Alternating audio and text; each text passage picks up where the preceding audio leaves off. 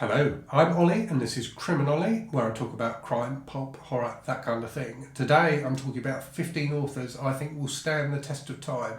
I'm doing the modern literary canon tag.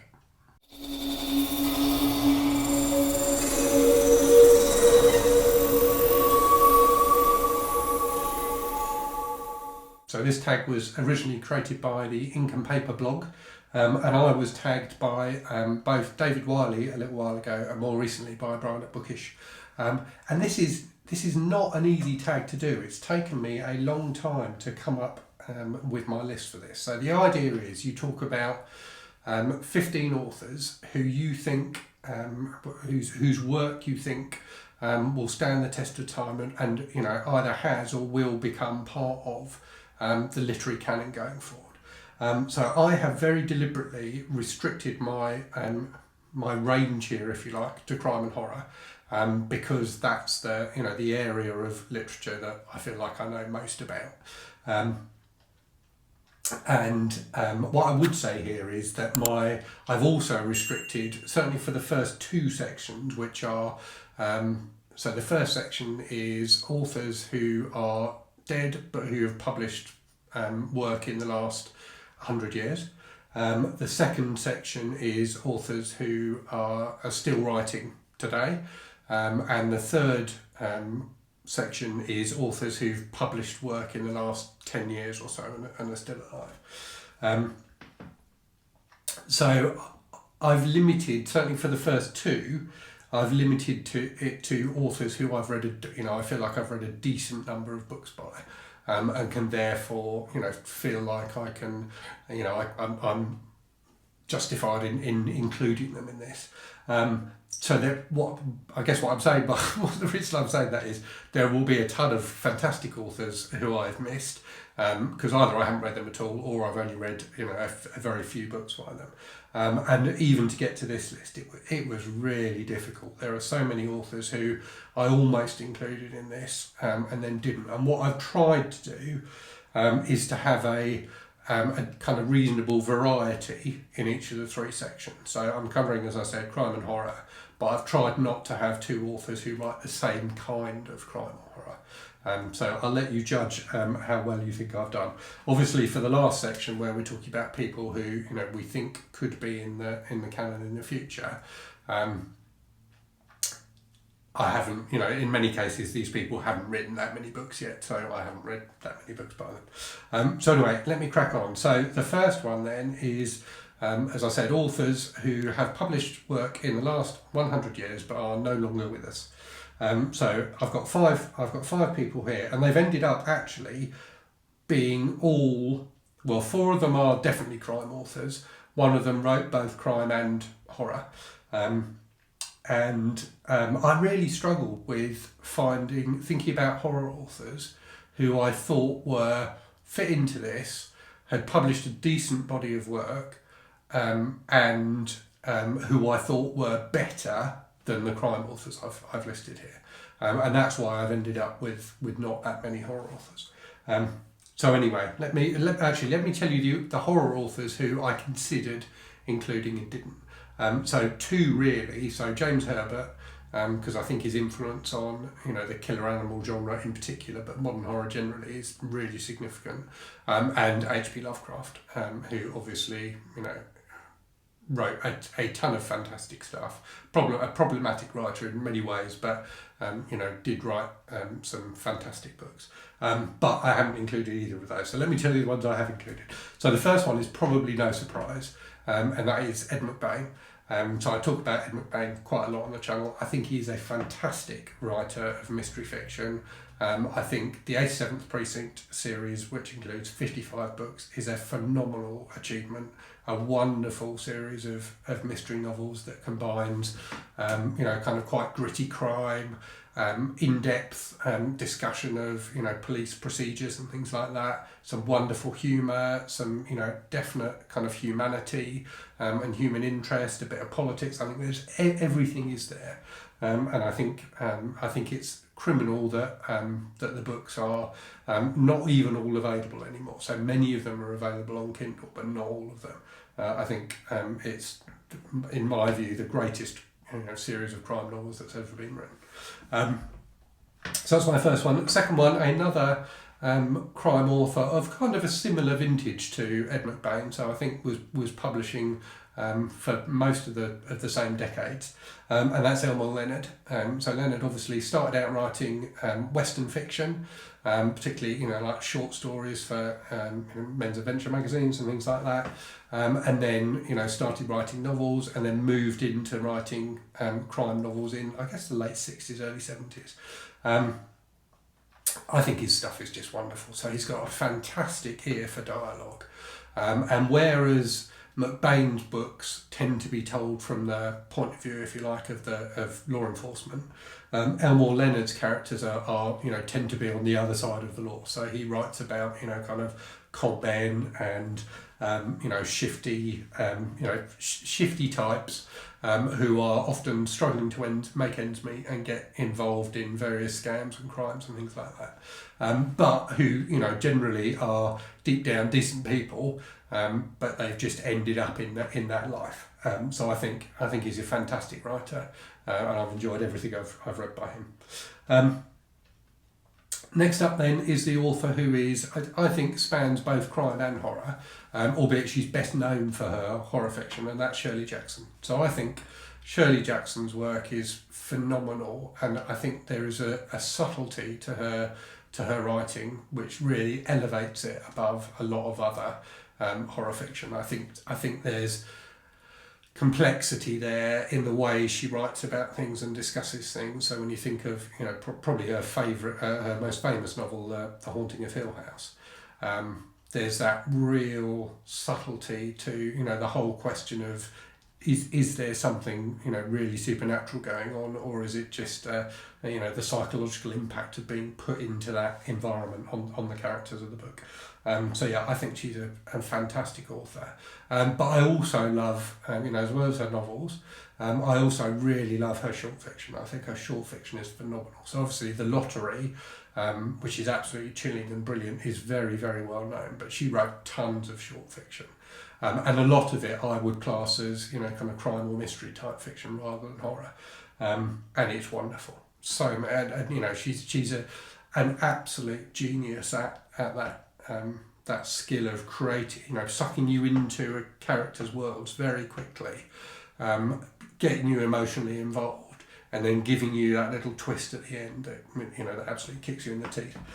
So yeah, I think Shirley Jackson was an absolutely wonderful writer. Next up then, so this is an author who I really love, who I've certainly have not read all of her work. Definitely need to read more, but I don't think you can talk about modern crime fiction without talking about Agatha Christie. So I think Christie's shadow, still looms large in the kind of cosy mystery type of fiction, which is very popular still to this day.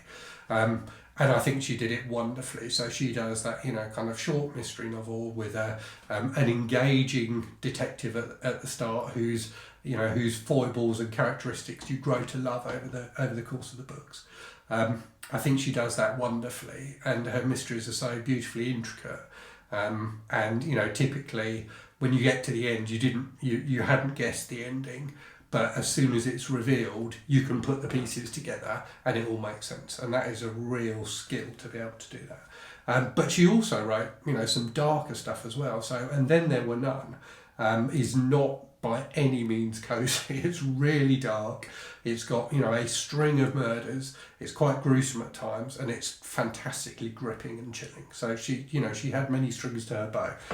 So yeah, I think Agatha Christie is a wonderful writer.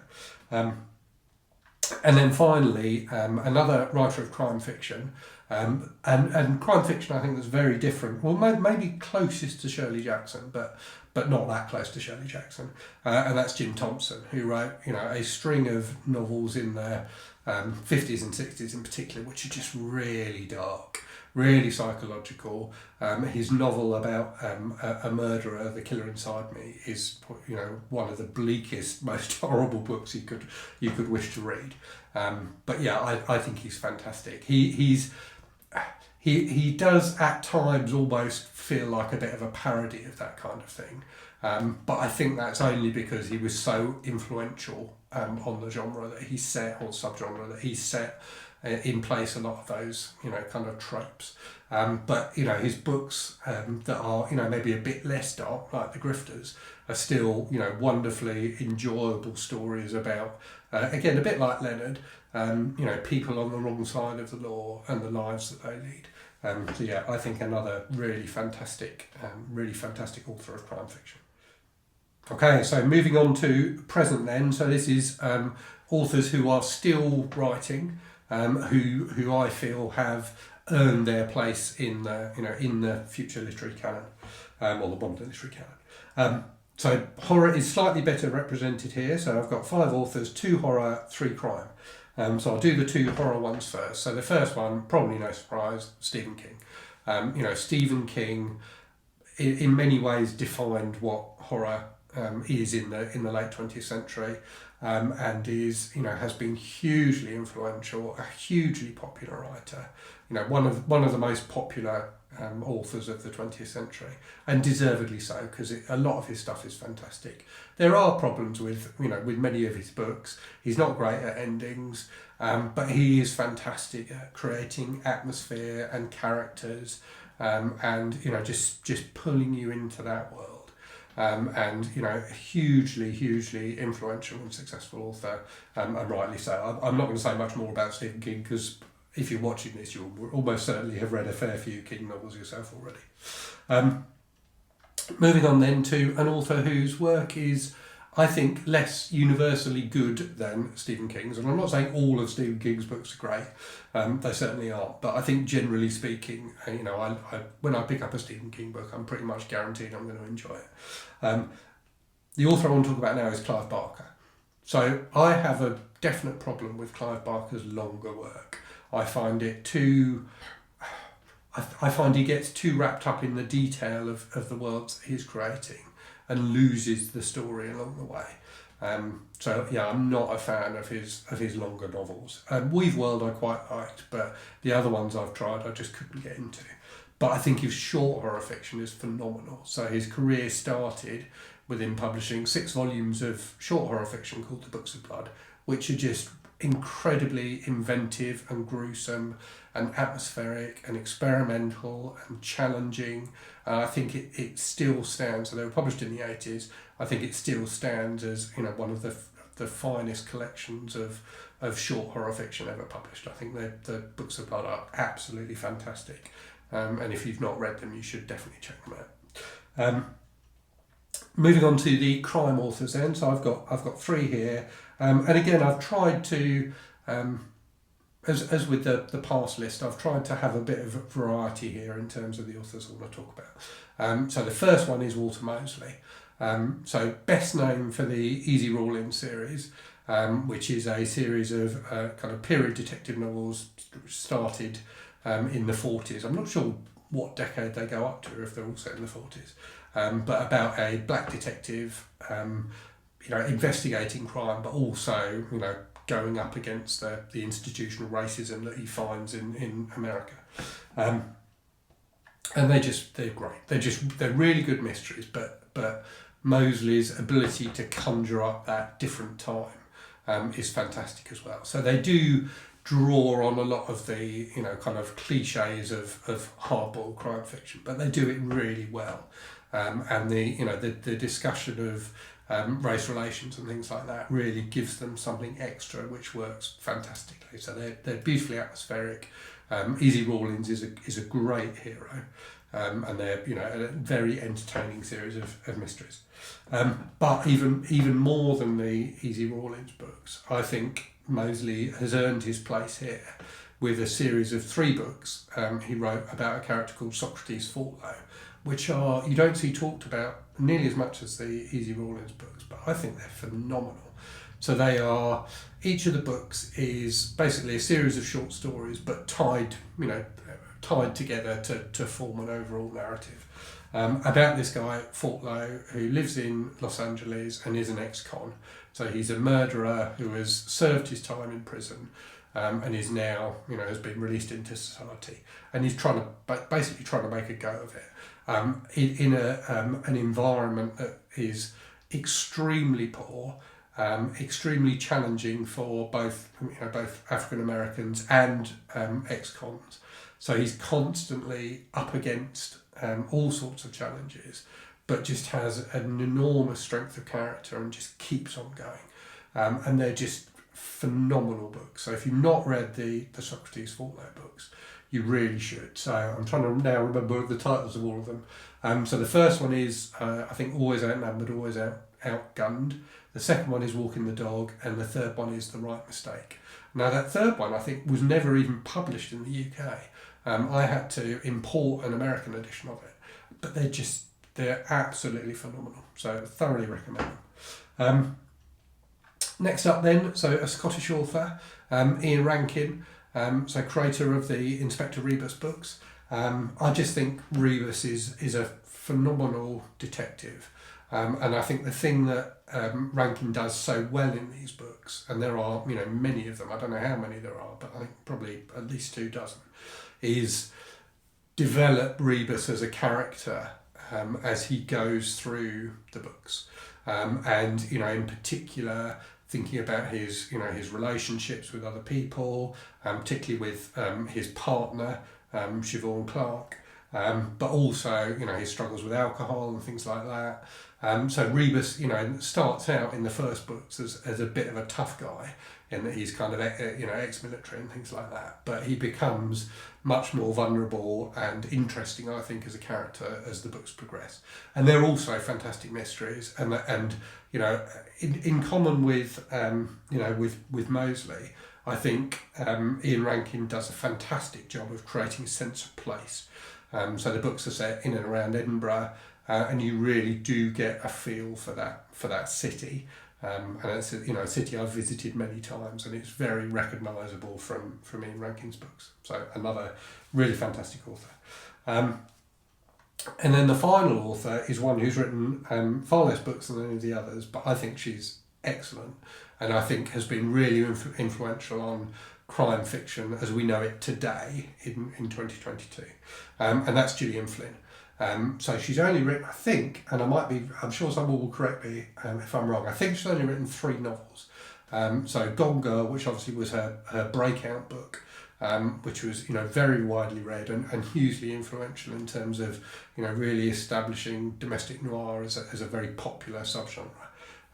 But also Dark Places and Sharp Objects, her first 2 books, are also really good. So her books are quite complex, very dark, and you can really see the development in her writing in her books. So Sharp Objects, I think, is fantastic, and has got a wonderful series of twists at the end. But when you then read Gone Girl, there's just a maturity to the writing in Gone Girl which isn't present in Sharp Objects. I think all 3 of her novels are really fantastic. And while she hasn't written that much, I think because of the influence she's had on the crime genre, in the last decade, I think she's earned her place for the future, definitely. So that was my 5 present authors.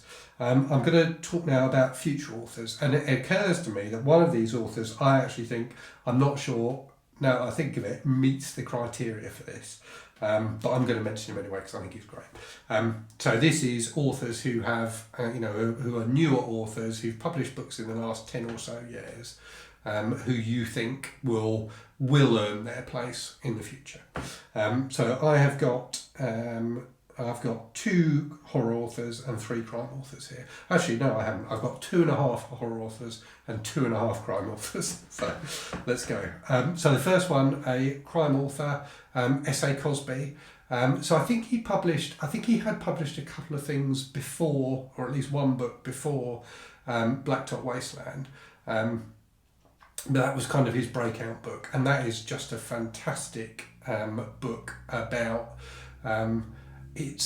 so this book and his second, or is his third, I guess, book, Razorblade Tears, are both phenomenal books with again a real sense of place. So set in the south of the US, but they have a real kind of pulpy energy to them, but wrap into that fascinating discussion of race, and in Razorblade Tears as well, a really interesting discussion of kind of sexuality and discrimination against LGBT people. And things like that. So I think he's a really fantastic author. So his first book, Blacktop Wasteland, is about a guy who's effectively like a getaway driver, who, in typical with lots of books of this type, is kind of trying to go straight, but gets involved in all sorts of wrongdoing, and ends up having to flee and fight for his life. So a really incredibly gripping book, absolutely fantastic. I really loved it. But Razorblade Tears for me is even better. So this is a book about two fathers, one white, one black, who are both both have kind of checkered past themselves, and their sons were married and had been killed in an apparent hate crime, and the two fathers kind of join up to get revenge, basically, to investigate and get revenge on the people who killed their sons. And it's got a real pulpy energy to it. So the thing that's fantastically impressive about Blacktop Wasteland is his description of driving, and the car chases and things like that. It's rare to find a book where car chases are as gripping as they can be in cinema. But Blacktop Wasteland absolutely nails it. The car chase scenes in that are so exciting. And similarly, Razorblade Tears, the action sequences in that, it's got, towards the end of it, some full-on kind of 80s feeling action. And it's just beautifully done. So gripping, so fantastic. But as I say, he wraps all of that in with really interesting discussion of, kind of equality and social issues and things like that. So I think he's an absolutely fantastic writer.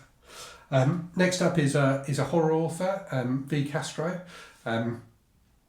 So she has published, so she's a Mexican-American author, albeit she lives in the UK, and has published a number of different kind of works of horror fiction, which are all, in many ways quite different from each other, but all have a real passion and energy and love for the genre.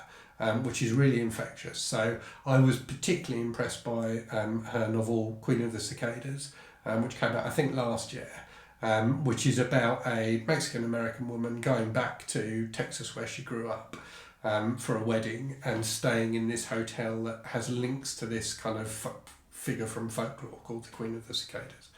And it's a short book, it's like 300 pages or something like that, but she just packs so much into it.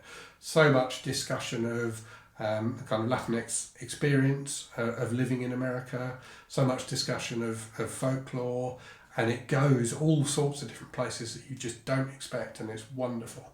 It's a really, really good novel. She's also published fairly recently a short story collection, which I've now completely blanked on the name of, but which was also fantastic. So a really wide range of different stories in there, all kind of linked into the horror genre in some way, but all very different from each other and all really enjoyable. And she's currently working on an Aliens spin-off novel about the character Vasquez, who's my favourite character from Aliens. So I'm really, really looking forward to seeing what she does with that. I think it will be fantastic. So she's written other books which I haven't read yet, which I need to get to, including one called Hairspray and Switchblades, which I've heard great things about. So looking forward to reading those soon. But yeah, I think she's got a huge amount of promise, and I think she's just going to keep getting better. Each book I've read by her has been better than the last. She's really doing a great job of kind of developing her skills as a writer. I think she's definitely one to watch. Next up then, it's slightly more established, but another fantastic horror author, Stephen Graham Jones. So a Native American heritage, and writes about that experience in a lot of his books. I've read a few things by him. I particularly enjoyed The Only Good Indians, which very much draws on his experiences of being an Indigenous American, and he's absolutely fantastic. So again, lots of kind of folklore and stuff like that in there. but it's one of those books that has a real power to it, and it's quite. I think a lot of people find it quite challenging because it does. The way he tells the story is somewhat unconventional, and it does skip around a bit. But it's one of those books that I still think about now, and I read it well over a year ago. I really liked as well, and I know it is a bit of a divisive book because I know quite a lot of people didn't like it, but I thought his book, My Heart as a Chainsaw, was fantastic as well, and a really interesting discussion of the slasher genre, and I thought he managed to do that difficult trick of mixing into the book a lot of kind of film criticism almost without it feeling jarring or out of place. So yeah, I thought that was a really good horror novel, and I loved Jade, the central character. I thought she was absolutely brilliant. Okay, another crime author next. So this is Iain McIlvanney, who's written. I'm not sure if he's written more books than this or not. I don't think he has, but I've read 2 books by him which are in the same series. The Quaker and The Heretic. Was it The Heretic? Yeah, I think it's The Heretic. And they're just fantastic. So like Iain Rankin, he's a Scottish author. These books are set in Glasgow, and they're about a police detective investigating crimes. The thing that he does brilliantly in them is, at the end of the first book, having solved the crime in that book, the detective moves away from Glasgow. The second book is set, I think, about 10 years later. So he's been away, he's been working in London, he comes back to Glasgow, and it effectively picks up where it left off in terms of having a number of connections back to the first book. But what's happened in that time is Glasgow as a city has changed. It's moved on. It feels like a very different city from the city in the first book, and it really feels like what McIlvanney's doing with these books is telling the kind of modern history of Glasgow as a city, and it just works. It works fantastically well. I think it's a really interesting idea for a series of detective novels, and detective novels typically are set in the same location. But to have big gaps between the books and to make them as much about the place as about the characters, I think is fascinating. So I'm really interested to see what he does in the third book in the series. And I think, again, he's got enormous promise. They're both fantastic mystery novels, but that discussion of Glasgow as a place, I think, elevates them even more. And then the final author is the one who's 50% crime, 50% horror, and who also, I think, probably shouldn't be in this list. But I like talking about him, and I think he's fantastic, so I'm going to include him. And that is Scott Smith. So Scott Smith has only published, so far as I know, 2 novels. The first was A Simple Plan, which is a crime novel, and the second was The Ruins, which is a horror novel. And both of them are fantastic. I absolutely love both of his books, and I wish he would write more books. So A Simple Plan is about these friends who are kind of a bit down on their luck, who find a crashed plane with a ton of money in it, basically. And it's obvious right from the start that the money is ill-gotten gains, but they decide to take the money, and as you could expect, as the plot develops, the real owners or the criminals who have generated this money come after them, and it's just incredibly gripping and bleak, and the characters are fantastic. The sense of place again is fantastic. I forget exactly where it's set, but it's kind of a small town in the winter in the States. It's just beautifully done. The Ruins, which is one you see talked about a lot more, so it's talked about on kind of Horror Tube quite a lot, is about a group of annoying kind of teenagers / 20-somethings who go on holiday to Mexico and end up in this place, the Ruins, where there's this carnivorous plant that attacks them. Similarly to A Simple Plan, it's got this kind of powerhouse energy that just runs through the book, that just drags you along with the plot, and things are just going to keep getting worse and worse and worse, and they do, but you can't stop reading it. So, and again, an absolutely fantastic book. A really, really strong horror novel, just as A Simple Plan is a really, really strong crime novel, and I would love to see Scott Smith write more. I think he's really fantastic. As I say, I think he probably doesn't quite fit the criteria for this prompt, but he's an author who, if you haven't read, I definitely think you should check out. So those are my 15 authors who I think deserve a place in the modern literary crime/horror canon. Do let me know what you think of my choices. Let me know about the authors you think I've missed. I'm sure there will be many. And if you've read the authors I have talked about, let me know what you think about them in the comments. I'm going to tag 2 people for this one. So I was racking my brains to think about people who I thought would have something really interesting to say about this tag. Which doesn't mean that anyone I don't know doesn't. I don't think would have something interesting to say, if that makes sense. But these 2 people I think definitely would. So those are Heather the librarian and Roy at A Yard of Random Books. So I tag you guys to talk about your modern literary canon. So yeah, that's it from me. As always, thank you very much for watching. Hope you're safe and well. Hope you're reading good stuff, and I'll speak to you again very soon. Cheerio.